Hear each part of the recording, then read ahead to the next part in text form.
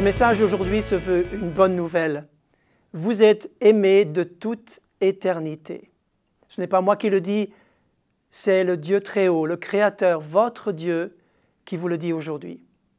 Écoutez l'histoire suivante, une histoire authentique. Cela se passe il y a très longtemps, au siècle dernier. Nous sommes dans les années 1950 ou 60. Nous sommes dans un village et dans ce village, l'école du village est constituée d'un grand groupe d'enfants qui sont répartis dans deux classes. Les 6 à 9 ans sont dans une classe avec la maîtresse. Les 10, 12 sont dans une autre classe avec le maître. Les enfants sont très nombreux. Et voilà qu'un jour, le maître prend la craie et sur son tableau noir, il va dessiner en très grand la tête d'un âne. La tête d'un âne avec des oreilles qui sont démesurées.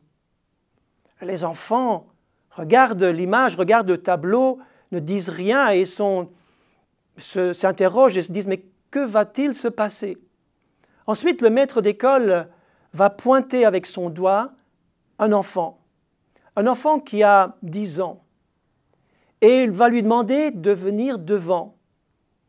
Il va lui demander de se mettre à côté de cette image dessinée à la craie, l'âne avec les oreilles démesurées. Et l'enfant va devoir se retourner vers la classe. Et là, les enfants qui ne disaient rien vont tous éclater en rire.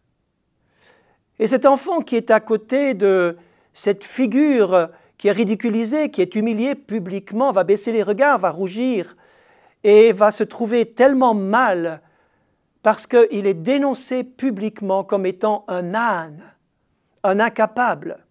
Avait-il fait des bêtises? Avait-il mal fait ses devoirs? Nous ne savons, peu importe la raison. Toujours est-il que cet enfant, en grandissant, va porter une cicatrice, une blessure de cet événement où il a été ridiculisé en public, et non pas par n'importe qui, mais par une personne d'autorité. Je me souviens lorsque, dans ma propre classe, lorsque j'étais dans l'école primaire de mon village, nous avons toujours fait un petit rassemblement amical à chaque décennie de notre anniversaire. Donc pour nos 30 ans, nos 40 ans, nos 50 ans, etc., nous nous sommes retrouvés et un homme de 40 ans de ma génération, de ma classe, m'avait dit à un moment donné, lorsqu'il avait 40 ans, m'avait rapporté le souvenir de l'humiliation publique qu'il avait subie quand il était enfant. Il s'en souvenait encore. Il en parlait sous forme d'amertume, non pas de colère, mais d'amertume et de tristesse de ce qu'il avait vécu lorsqu'il était enfant. Dans une église, et cela aussi est un fait réel, dans une église, le Seigneur, un jour, a parlé. Il a décrit la situation à peu près similaire à celle que je viens de vous raconter.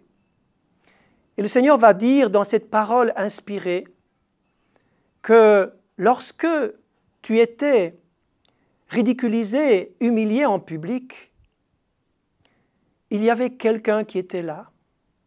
Quelqu'un qui n'a pas pris une craie, mais il a pris un effaceur. Et il a effacé, il a essuyé ce tableau avec cet âne. Et il a pris la craie pour écrire « Je t'aime ». Ce quelqu'un, c'était Jésus. Et cette parole de consolation a rejoint plusieurs personnes ce jour-là qui souffraient d'avoir été, en tant qu'enfant, été humiliés, qui avaient été brisés quelque part et cassés dans leur élan, mais aussi touchés dans leur identité profonde par un message négatif, par un message qui brise le cœur. C'est pour ça que je vais vous lire quelques paroles qui vont vous faire du bien. Dans Deutéronome, 5e livre de la Bible, au chapitre 32, et au verset 10, vous trouverez ceci. Dieu t'a trouvé dans une contrée déserte, dans une solitude aux effroyables hurlements. Il t'a entouré, il a pris soin de toi et il t'a gardé comme la prunelle de son œil. Waouh! Quelle parole de consolation que Dieu donne à son peuple qu'il a trouvé perdu, seul et brisé, oublié dans un désert. Jérémie, chapitre 31, verset 3, une parole à vous qui va vous toucher encore. De loin, l'Éternel se montre à moi. Je t'aime d'un amour éternel. C'est pourquoi je te conserve ma bonté. Je te rétablirai encore et tu seras rétabli.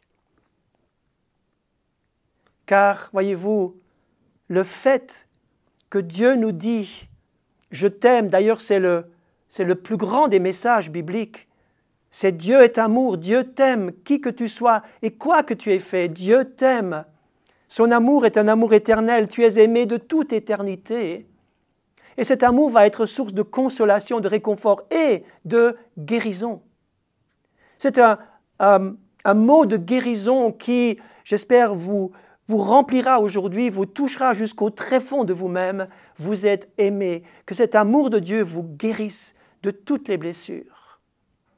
Parfois, nous portons encore des cicatrices d'événements passés qui ont été douloureux. Nous avons été touchés en profondeur, nous avons été brisés quelque part. Mais écoutez cette parole, que l'Éternel guérit ceux qui ont le cœur brisé. Il pense leurs blessures. Psaume 147, verset 3. Le psaume 51, verset 17 nous dit « Ô Dieu, tu ne dédaignes pas un cœur brisé et contrit. » Non, Dieu ne nous humilie jamais. Dieu ne nous expose pas en public pour que les autres se moquent de nous. Il vient nous rassurer. Il vient essuyer toutes ces mauvaises images. Peut-être que certains même les revoient dans leurs rêves. Vous êtes poursuivis dans vos rêves par ces choses qui vous ont fait tellement mal. Et je vous invite à lâcher prise, à déposer ces choses lourdes entre les mains de Jésus qui était là et qui va effacer ces choses et qui va prendre sa craie pour écrire au tableau « Je t'aime ». Je t'aime, quoi que tu aies fait et qui que tu sois, quelle que soit ta situation, je t'aime et je t'aimerai éternellement. Gloire à Dieu. Gloire à Dieu pour cette espérance que nous avons dans le Seigneur. Ésaïe encore, pour vous terminer avec deux textes bibliques extraordinaires. Ésaïe 57, verset 15. « Car ainsi parle le Très-Haut, dont la demeure est éternelle et dont le nom est saint. J'habite dans les lieux élevés et dans la sainteté, mais je suis avec l'homme contrit et humilié, afin de ranimer les esprits humiliés, afin de ranimer les cœurs contrits. » Ma prière aujourd'hui, c'est que vous soyez ranimés, guéris, restaurés, et qu'il y ait ce pardon qui couvre, qui vous libère de ce passé difficile, qui vous poursuit encore, car vous êtes aimés de toute éternité. Je termine par ce merveilleux texte de Luc chapitre 4. Luc chapitre 4 où Jésus va donner son énoncé de mission là où il est encore chez lui à Nazareth, dans son village. « L'Esprit du Seigneur est sur moi, dit-il, parce qu'il m'a oint pour annoncer une bonne nouvelle aux pauvres.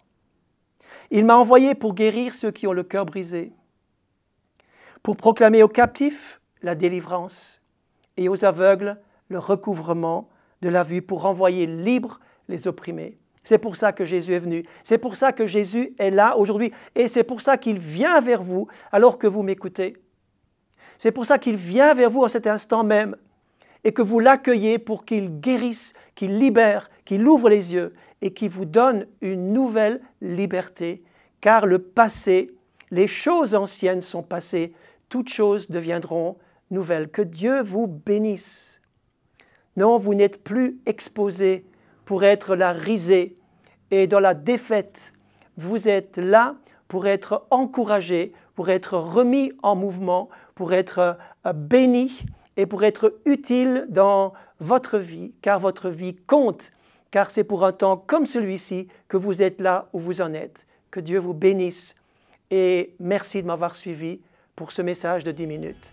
Pour vous servir, le pasteur Walter Zanzen.